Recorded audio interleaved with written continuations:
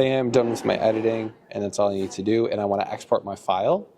There's two ways that you can export your file. If you go to the top right, there's this box with the arrow. You want to select that. Select Export File Default. The most important thing that when you are exporting your video is going to your settings. Selecting the format, when you do it for the first time, it'll be video audio. You want to select it under Publishing to Computer. This will make the file sizes a lot smaller and make it easier to transfer files and to upload to YouTube, and it won't take as long to upload.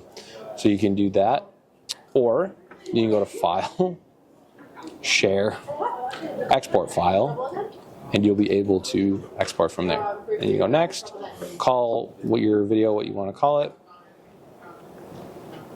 It'll export. This bar here in the top left will have you show your progress. If you click that, it'll show exactly where your progress is.